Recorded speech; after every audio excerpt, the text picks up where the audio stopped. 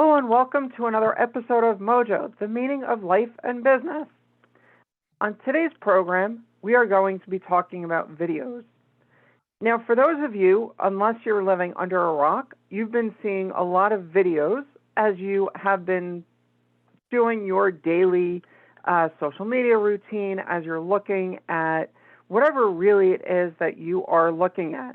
I mean, there are some videos out there that are so simple in what they do, like how do you change the clock in your car? That is really important because way too many of us, 2 times a year, forget how to actually do it because it's not something normal that we have to do.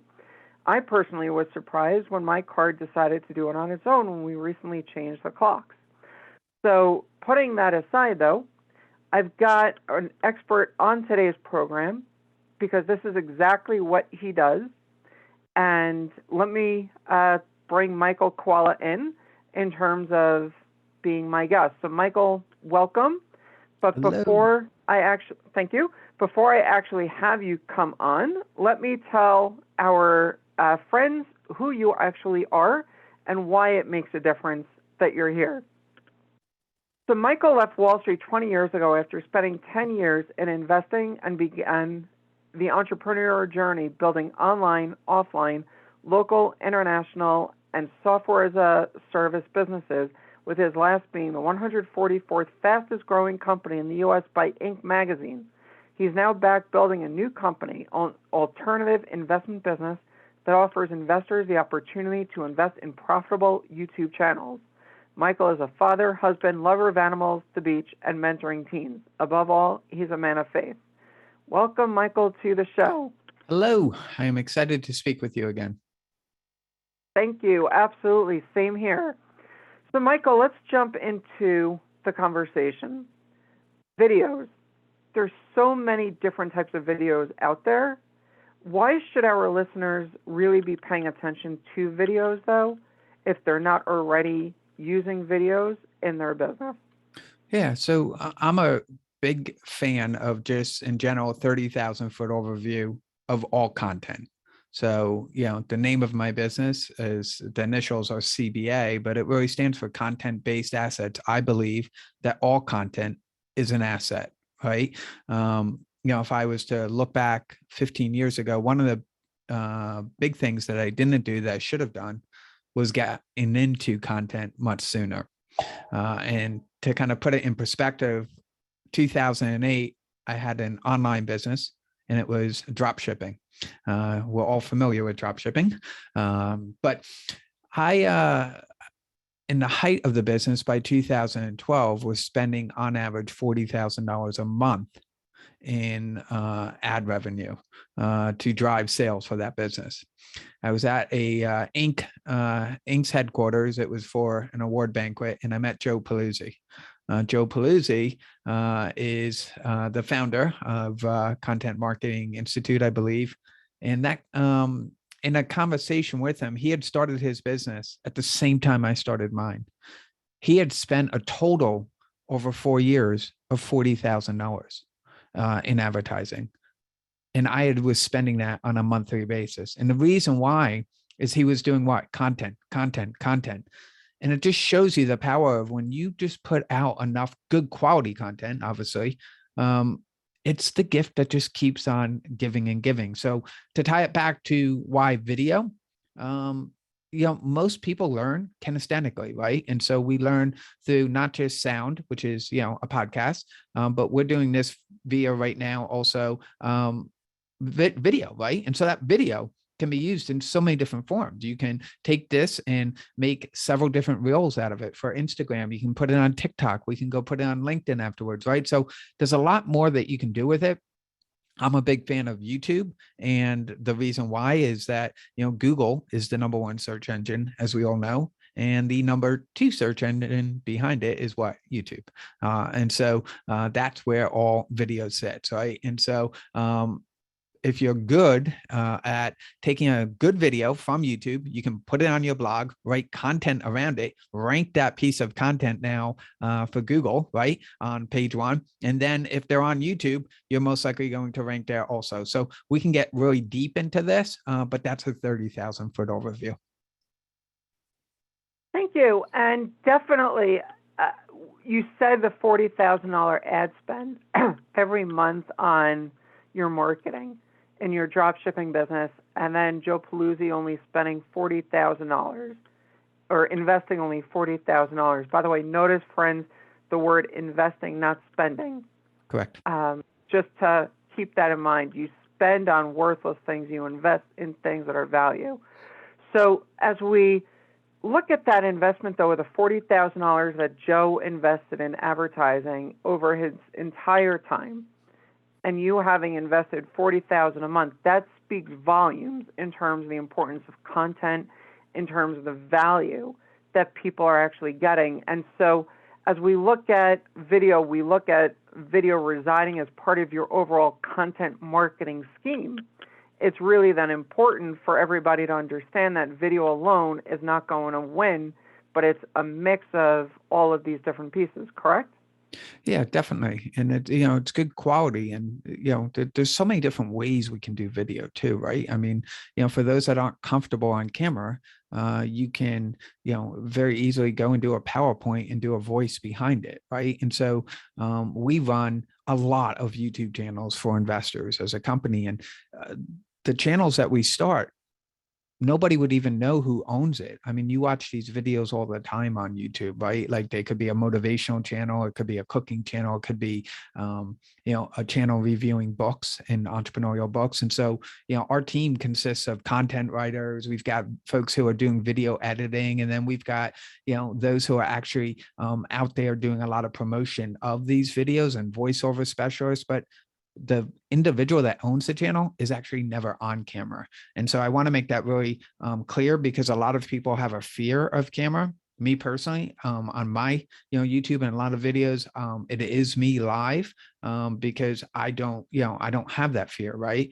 But I also do believe that if you're looking at video as an investment, it's better not to tie it to a personal individual brand, because you'll have a much greater return outside of an individual, unless you as that individual already have a huge brand, right? There are those outliers, right? The Gary V's of the world that everybody just knows and he's very good. But for most businesses, the owner shouldn't be the one actually on camera, in my opinion, but everybody differs on that.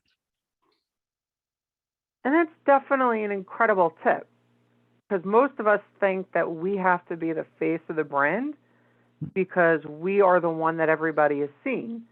And so that is actually a really interesting idea and something I'm personally going to have to look at, because I know for me, I have been the face in terms of what is out there. And so I think we're going to have to take another look at that. Thank you. Yeah, if I could just give you an example, so to tie this all in for everybody. So, I was just speaking to a new customer who they own a very large online store that sells engagement rings, right? And so their YouTube channel has not done very well. And when I say hasn't done very well, they have several thousand followers. But when you look at the videos that they're putting up, they're promotional videos, right? And so they're talking about it. And at the end of the day, sure, some people, if they're really thinking about doing business with them, will go and look at those videos, right? But is that something that we're going to want to look at each and every day? No. So let's get into the mind of who's buying a wedding ring. It's probably some guy, right, that's really nervous about, proposing to, the love of his life and making it the best thing in the world, right? And so wouldn't a channel, keep your branded channel, I told them, but why don't we do a channel around proposals, right? Celebrity proposals, and really do a 5-10 minute video once, twice a week of all these different types of proposals that are being done out there, right? From a creativity, because guys are looking it up online. When you go and you look at the keyword search, people are looking at ways to propose to, their significant other. Well, do a channel around that. And then this way you can say during the video, hey, 2 minutes in, this video is brought to you today by X, right? If you're interested in, consulting or whatever, want some advice on the best wedding ring, click the link down in the description. Now let's get back and see how this proposal goes. That is much more successful. That can get hundreds of thousands of views versus me talking about my company. You see what I'm saying? So that's the way we kind of have people look at it. And I think if people like switch the flip the switch that way, they're going to convert much better than just talking about their brand all the time. And friends, I want you really to go back and listen to about the last 90 seconds or so where Michael was dropping pure gold, because that really is going to make a huge difference. If you think about what it is that you're doing in your business, if right now you're talking about selling your rings and you're not talking about why somebody is going to want to possibly follow you in general, it's not going to convert the same way. And I think Michael gave an absolutely incredible example of how that can work for you in your business. And it really doesn't matter what business you are, whether you're a florist, you're an accountant, you're an attorney. It really is going to make the how does someone do X? When somebody's searching that on Google or YouTube, you're going to be coming up much more if you're not talking about your product, but if you're talking about the overall way that it's done. And then, like Michael said, this video brought to you by, and then you put in your information at that point where you can then get even more value. And again, in the descriptions that the link goes back to you. You can also theoretically put it in the video as well as you're doing the overlay. So that was pretty straight, Michael, right? Correct. And I mean, I think, wasn't you referred me to American Real, correct?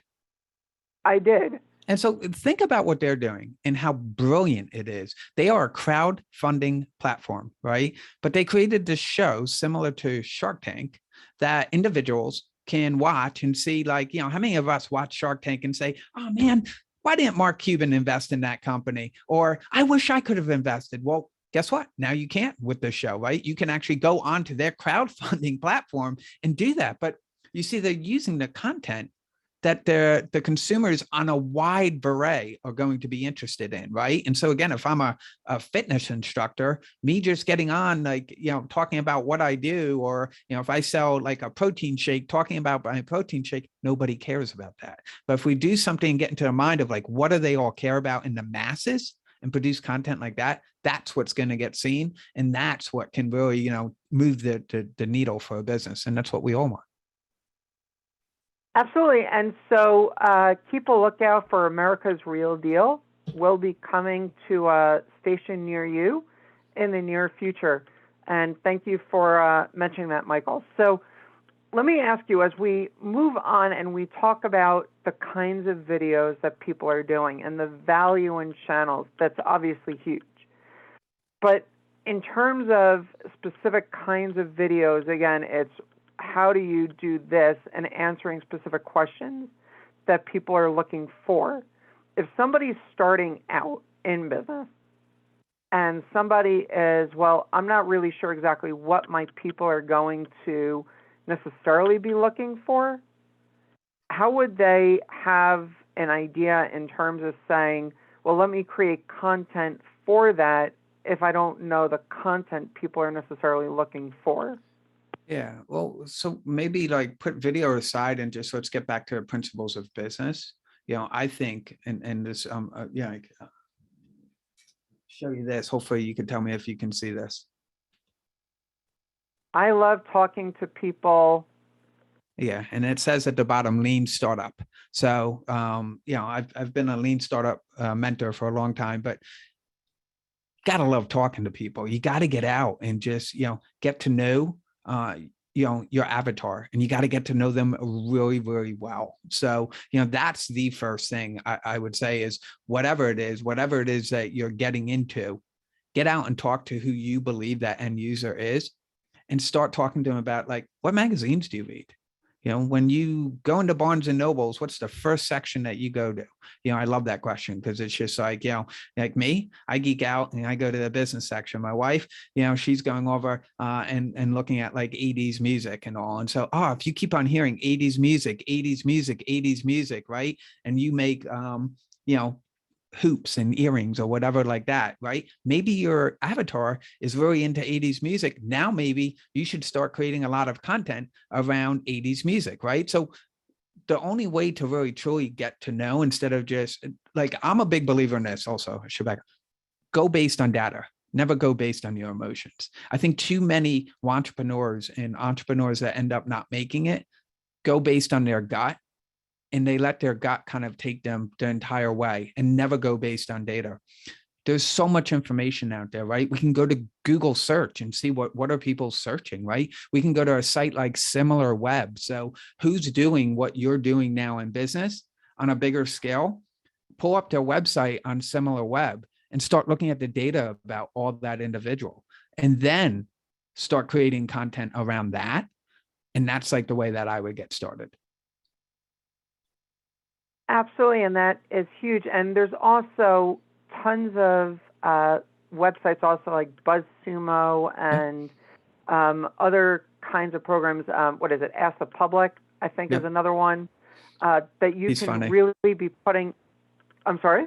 He's funny. The guy that's like looking into, like, the one Ask the Public that you were talking about. Like, if you go to their website, it's just kind of funny.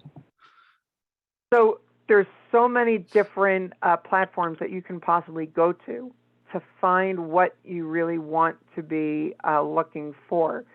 And I also have to, as part of my being an ambassador for the Small Business Development Center, I'm going to make a recommendation for those of you that are here in the United States. Reach out to your local Small Business Development Center, because they can help you with demographic data and things along those lines as well, to help you really figure out some of the specifics that may be in a position to be of help to you as you start figuring out where you want to go. And if you don't know how to get in touch with your local center, reach out to me, and I'll be happy through my center get you connected to your local center. So, Michael, as we kind of circle back now onto the content, do you have a good idea in terms of how long videos should be? I mean, there's videos all over the place in terms of content, but what is the sweet spot in terms of video length, since we are talking video and getting people to actually take advantage of our content?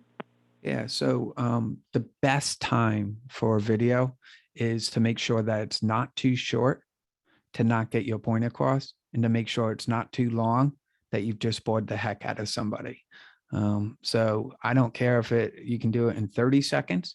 I don't care if you can do it in 20 minutes. I find that all a bunch of hearsay when folks will put out data. It's just to really get you to kind of come and look at their new report that they created that's going to make you have that warm, fuzzy feeling in your stomach. At the end of the day, we can see from social media, we can see from podcasts, like take a look at John Lee Dumas, who came out with a podcast, in the early days. And, now I don't even know how many he's at right now, but in the early days, it was 20 minutes, right? And so 20 minutes, 20 minutes, 20 minutes, and everybody else was doing these longer podcasts. But we saw, and now there's people out there who do a 4-minute podcast that are getting, millions of downloads. And then you have Joe Rogan, who's, I think his is like, and Tim Ferriss, like sometimes, 2 hours, right? 3 hours. And people are still doing it. Why? It's good content. So just make sure from a content standpoint that whatever you're doing, it really just gets the point across. It's engaging to that individual, so it's that they'll come back and watch you again, right, for further content. And that's really the key. If they're not going to hit subscribe or, come on back again because they enjoyed it, then you've just wasted all of that time. Thank you. And that definitely helps to clarify for those of you that are wondering, well, I don't know exactly how long my video should be. Keep that in mind, right? Not too short that you miss the point, but not too long that you bore the audience.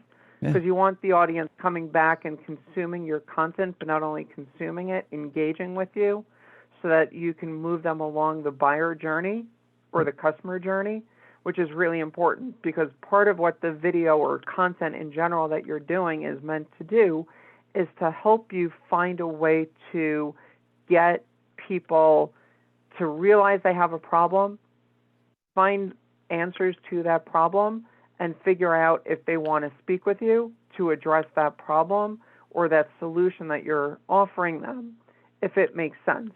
So keep that in mind as you're moving people through where videos can also be answering each of these pieces, right? Not everything is going to be at different stages, or not everything is going to be in one stage, rather. You're going to be looking at creating videos and content in general in all of these different stages. People who are just learning they have an issue, right? Here's an example. You're an accountant. It comes time for the end of the year. How do you save $10,000 on your income taxes right now before the end of the year? That's going to be a lot different than somebody who is being audited by the IRS or somebody who is looking at starting a business or somebody. There's a lot of different issues that you're talking about.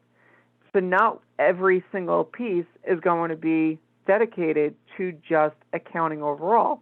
It's different answers as you move through that are going to allow you to find the right people that are going to want to work with you potentially as you're moving through your journey.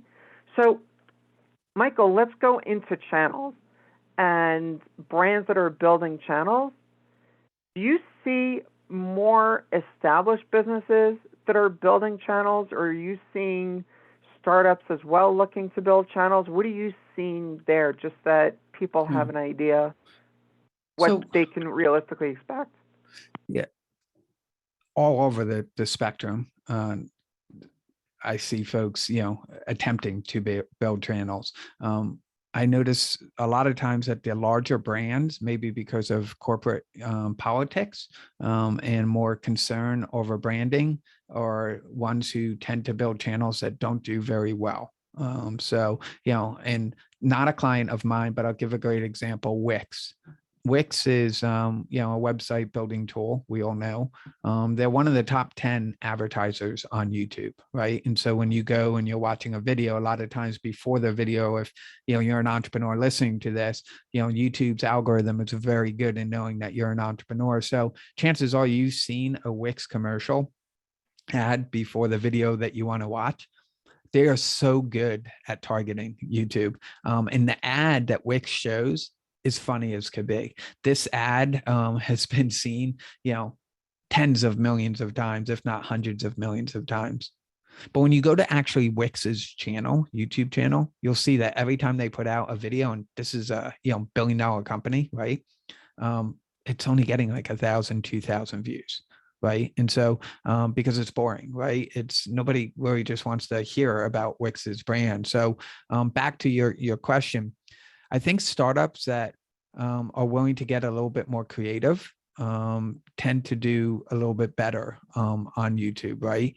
And not, I'm not saying that folks can't talk about their brand, right? But I think they want to understand that if they want to hit the masses, and especially if you're a startup and you don't have the funds, right? Create content that will get seen by the masses, right? And then somehow from YouTube, get them into I'm a huge fan of email marketing. So get them on back to your website, get a pixel so you can track who that individual is, and get their email address, and then start bringing them through your funnel, right? And build that relationship that way with them. So, but I've seen startups like do a great job. And I've also seen big brands. We're working with a very big company. I can't say the name of it, but they handle their YouTube channel. But then their avatar is small businesses. They are a software company. So they handle their own YouTube channel, but then we also have like a motivational type of channel for them that it's not even the name of their brand, right? And so what we're doing is we're talking about like motivational stuff, the hustle, what have you, because those types of videos, can go viral and get millions of views. And then what we're doing is interjecting the brand of that business in between, so you don't even realize that it's really a brand when you're watching, right? The video. We do book reviews on it of famous books, also that we know entrepreneurs are like, interested in. So, one of the ones that we just did is The Intelligent Investor. which is, an amazing book. It's, by Benjamin Graham, and, Warren Buffett always highly recommends the book. So a lot of entrepreneurs hear the book and will Google it. Right. And so, we did a review of the book. Right. And so this big brand gets it. You take a look at like HubSpot, they get it. They get marketing like really, really well. Right. So you take a look at Gary Vee, like look at his content and all. And so it's like really amazing content. And then to say to yourself, like, who is my customer? What do they geek out in? And let me see how I can do that to hold their attention.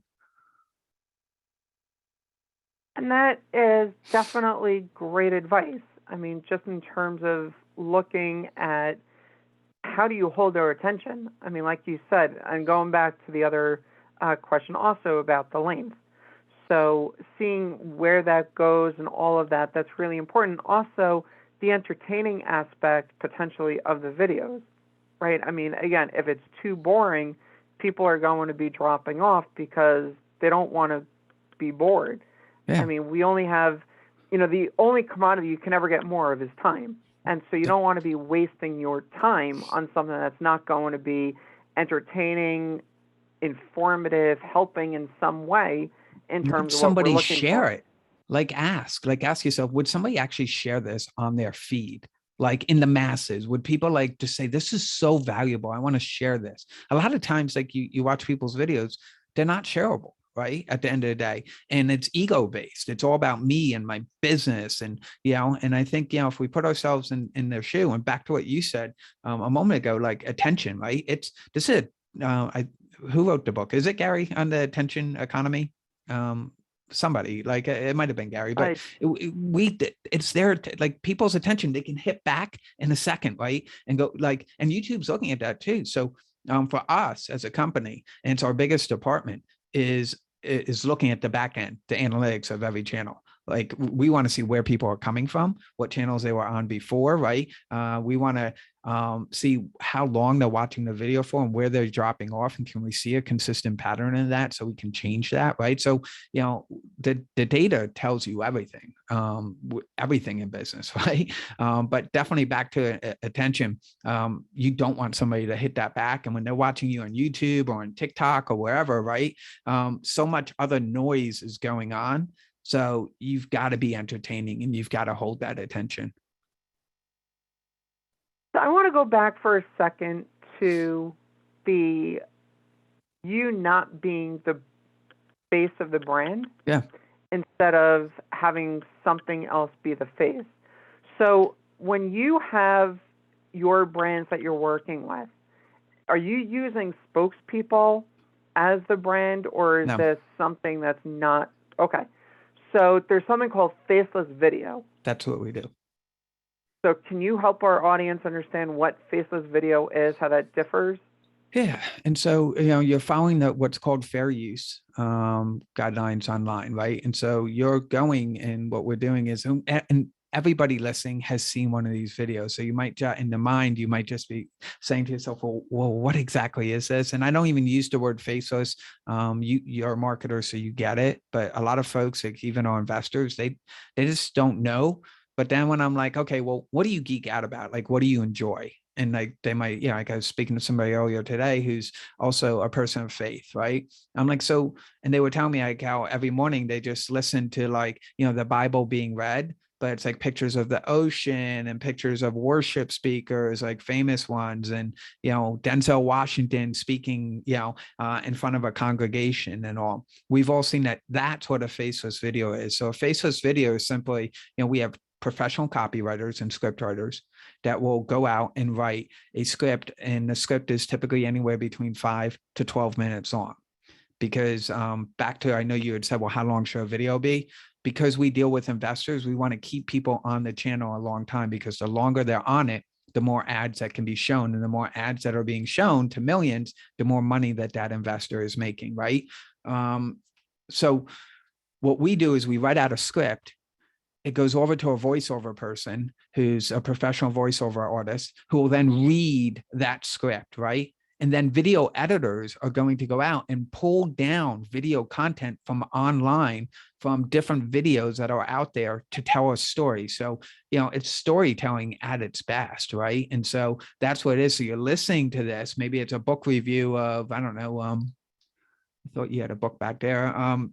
But it's like you're listening to that book, but now somebody's actually showing images and stories of something that will hold that person's attention and grab their emotions the entire time. Does that make sense? Absolutely.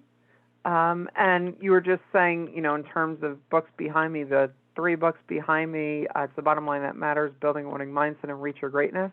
Okay. The 3 books, the Reach Your Greatness I was part of with ABC Secret Millionaire James Malinchak, but the other 2 are mine. So that's also another thing just in terms of, branding. If you yourself are on video, consider what you're doing behind you as well. That's just really important as a side thing. Yep. Just in the event that you are on video, it helps to add more credibility and value and authority. And again, Google works with 8, authority, trust, and expertise. So that is really something that's important. So Michael, as we look at wrapping up our conversation on video and content overall, there's so many things that people can look at. What is the one thing you would recommend they do right now in terms of moving forward with content, with video, what have you, just to make sure that they're doing something other than sitting on the sidelines and waiting? Yeah. So, I'm a big believer in imperfect action beats perfect inaction. So, always get started, right? Good is better than great. But I'm also, 20 plus years in business, I've seen a lot of folks that, it's the definition of, insanity, just doing the same thing over and over again, expecting different results. And so they'll go into, they're producing content, and you see this all the time, right? And so, I was in a group with Kim Garst for a long time, and, I love her. I saw like individuals in the group that were there for years and just never progressed in business because they were doing the same thing. They were out there producing a ton of content, right? But it just wasn't going anywhere. So I don't want to see somebody go down that path. So although I do believe get started smartly. So maybe what you should do is say, if you don't have any clients, then who is your avatar that like who would buy whatever it is that you do?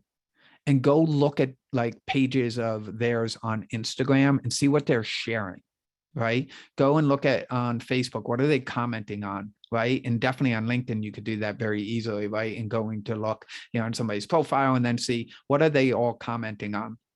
Because now you start to recognize a pattern. And so, like a lot of times when I coach people, and I don't do it as a business, but I just do it with friends or, friends of friends, I always tell them like, people hate it, but take like 2, 3, 4 days. And I know you probably do this definitely with the, I know the SBA score does this, the mentors. Take time to really get to know your avatar very well. And you might not feel like you're progressing for 2, 3 days because you're looking at all this stuff and drawing in, but just take journal, take notes. What will happen is you start to notice a pattern, right? And when you notice the pattern, then you've got data, and data doesn't lose, right? And so now we can take that data and start producing content around that data, around that avatar, because now, you've got numbers and statistics that aren't going to lie behind you. And now if it's not performing the content, you're not getting the views, right? That's okay. Just keep going, improving it, asking for feedback and getting better and better. But at least, you're producing the right type of content. And then last tip would be also go and look at all the influencers in your circle and see what they're producing, right? Like watch what they're doing, not necessarily what they're saying, right? Because they're saying this over here, but really watch what they're doing, right? And you can learn so much from that and replicate it. I'll tell you right now, why we do so well on YouTube for investors is got nothing to do with, oh, we came up with great ideas on what to produce. No, we go and look at other channels in that niche, and we look for data-based facts of what's producing well, and we copy it, but make it 10 times better, if that makes sense. And that is definitely great advice. So, Michael, let me ask you, I understand that you have an offer that you'd like to help our friends with that is really an incredible offer of help. Can you tell our friends more about what that is? Yeah, sure. So, again, I started my career in investments, loved it.